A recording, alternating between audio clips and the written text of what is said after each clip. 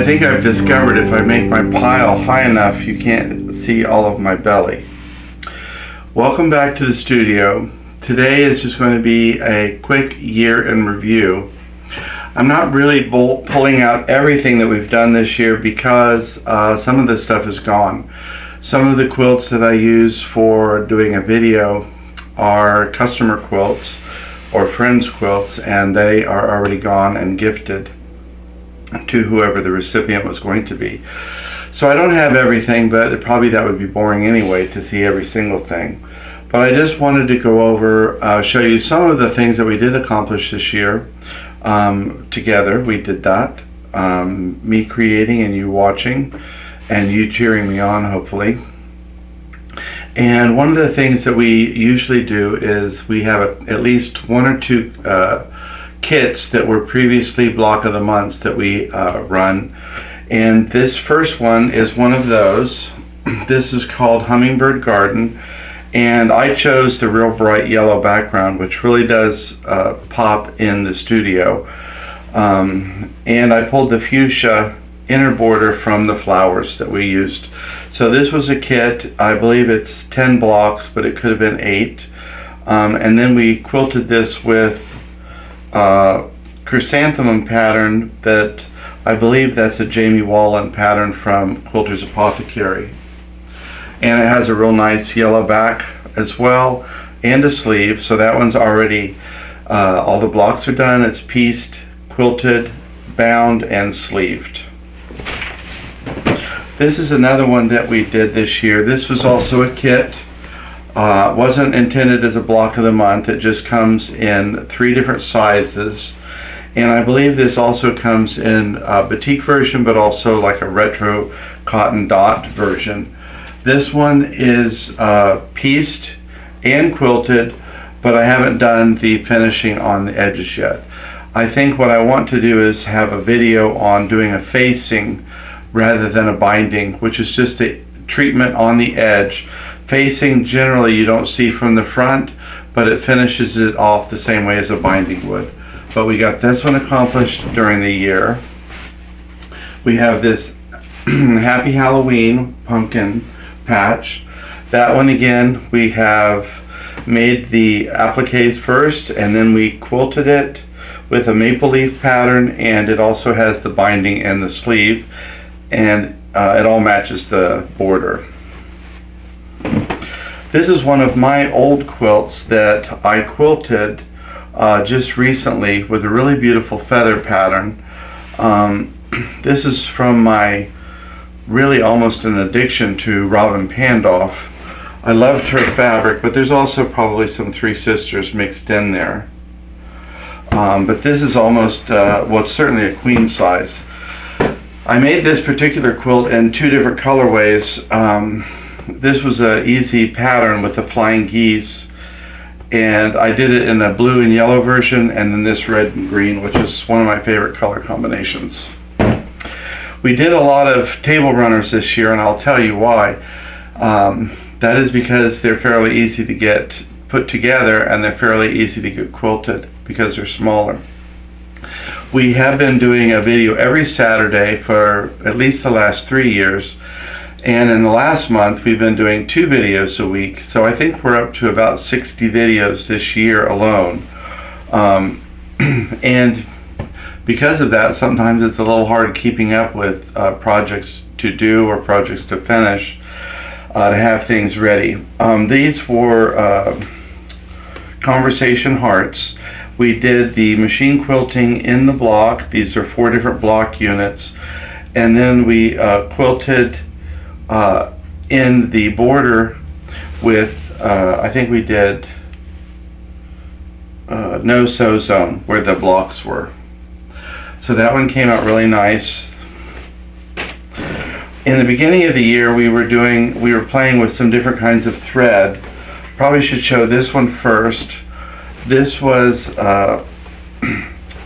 Winter Wonderland, I believe, and I just made a table runner. It hasn't been cut out yet, so we made one table runner just with the quilting, and then the next week we colored it in. There's a wide variety of ways to color in fabric. I believe I used ClassiQ all-purpose ink on here, but we just colored in the lines, and this is a fun project that you could do with the kids. And I believe I called that Color My World. And there's all kinds of colored pencils and other things you could use. ClassiQ all-purpose ink is color safe for washing. You just press it with the iron after it's dry, and it's color safe and ready to use. So that was some fun with coloring in the lines. Then we did another video where we were couching. This one hasn't been rounded out yet or put the binding on it. But this one had used couching, and I used a variegated thread for this. This goes all the way from purple to fuchsia to green, and that's all one skein of yarn, which is what I used for that. This is another autumnal quilt that we did. This one again, it has been the laser cut and prefused applique. We put the border and quilted it. We have the binding and the sleeve on it, and that's another one that is finished and ready to hang. This was an Easter digital design. It was called Eat, Drink, and Be Hoppy. It has little bunnies on it and Easter eggs, and it has a variation of a French braid centerpiece using very neutral colors so that the design shows up really pretty well on here. And we just quilted it with a nice Easter cotton backing. We also had a Valentine's Day version. This is called Cupid. I believe this is by Melanie Caldwell. And this was just solid blocks with half square triangles. Very easy project to do for a table runner, and it quilted up very quickly because it's so small. In the beginning of the year, we were doing some work with whole cloth quilting, and to make that the simplest possible, I started with the very smallest whole cloth quilt that we could. That we had, and this one's called Whirligig, and I believe it was around 23 or 24 inches. So it is a whole cloth pattern. I used a vintage tablecloth, which I still have a bunch of, to do other whole cloth quilt piece techniques on. But maybe you could see a little bit better from the back, the Whirligig quilting pattern.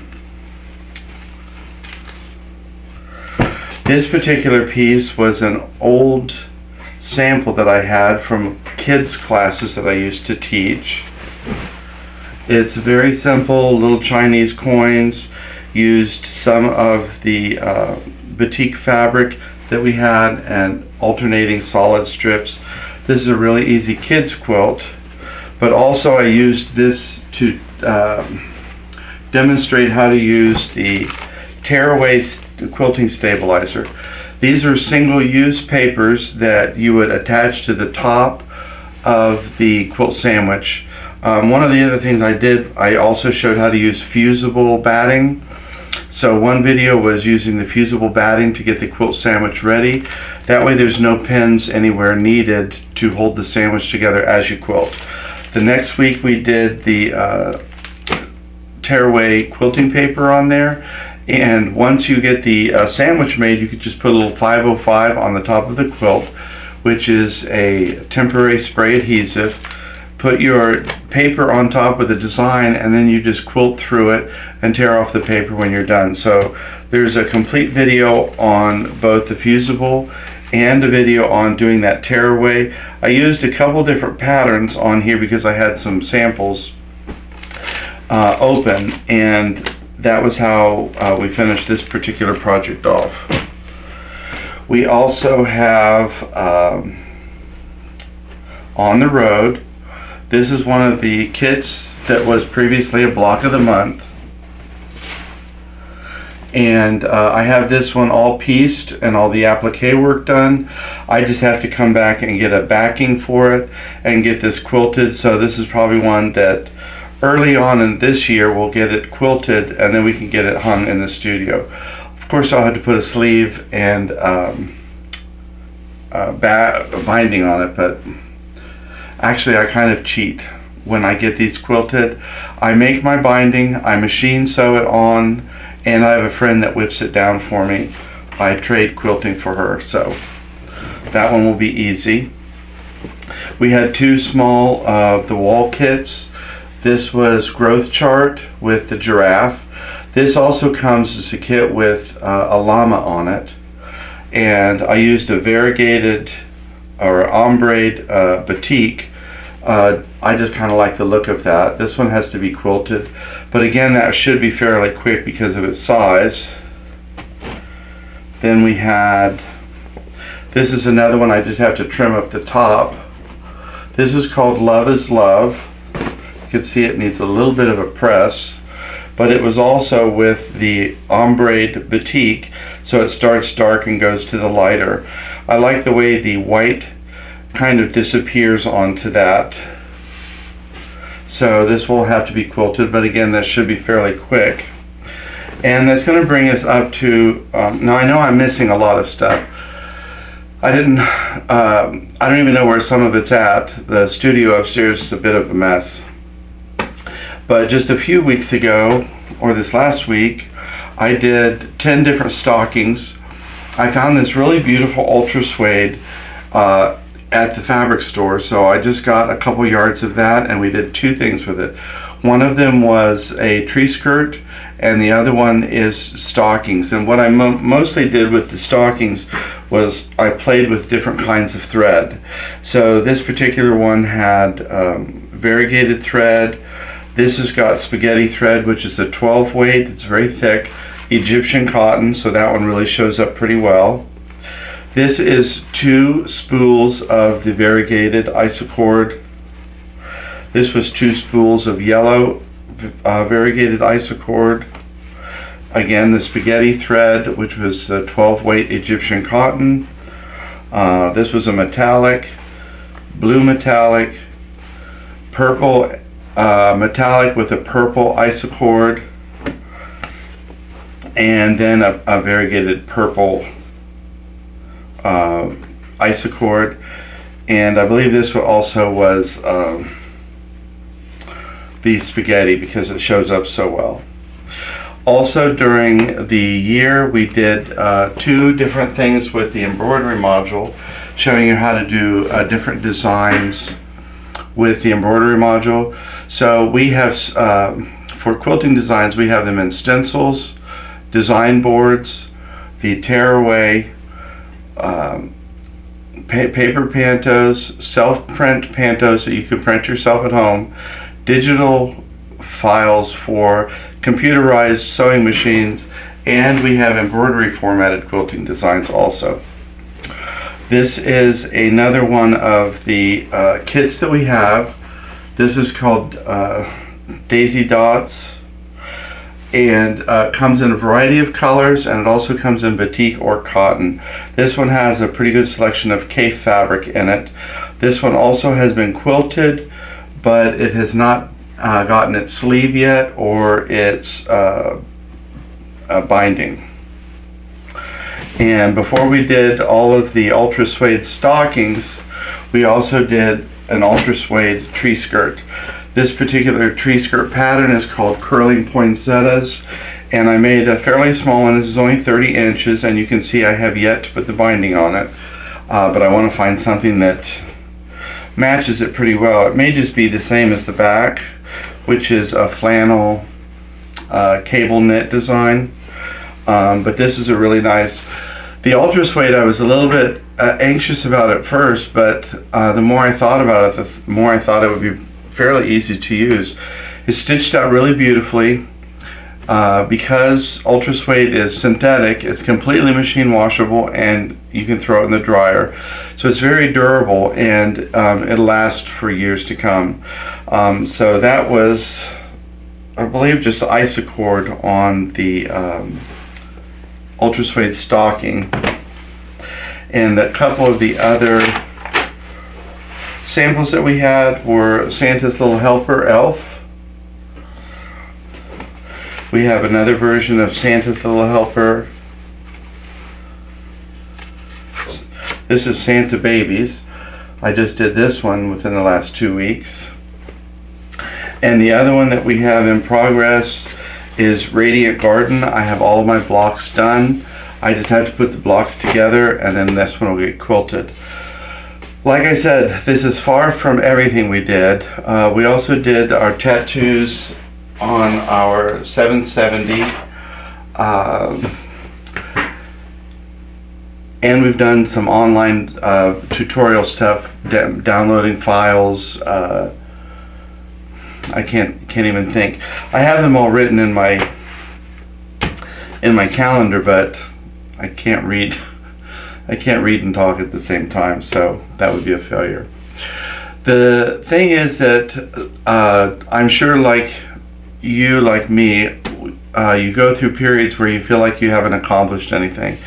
Sometimes taking a moment to reflect on what you have accomplished, actually writing things down, maybe keeping a quilt journal of the projects you've made with photographs, in some way is a way to inspire you to keep going on when you feel a little defeated.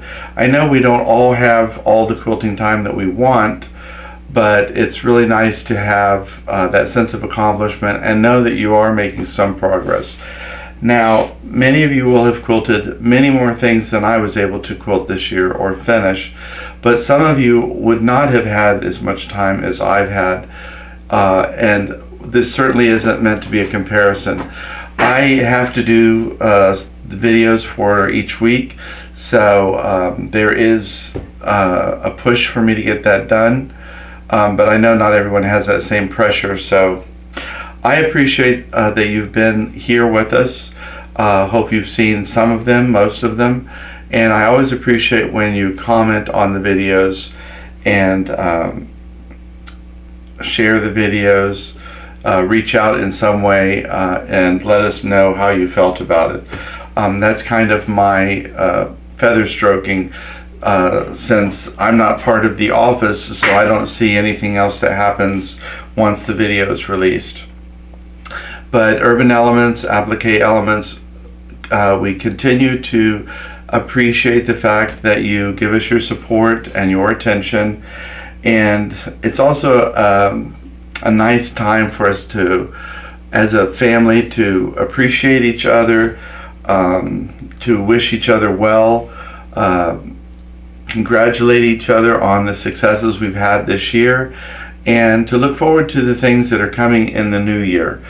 I have things that I want to do this year, new avenues of education, and it's always just a matter of getting those things all together, to come together in a bi-weekly schedule. That's the tricky part. Still trying to get up to speed with that. But we want to thank you for all the time that you spent here in the studio with us, and we wish you a really healthy new year more than anything. Happiness, health, and success. And until then, we just want to say thank you. And until you see us again, take care of yourself and take care of each other.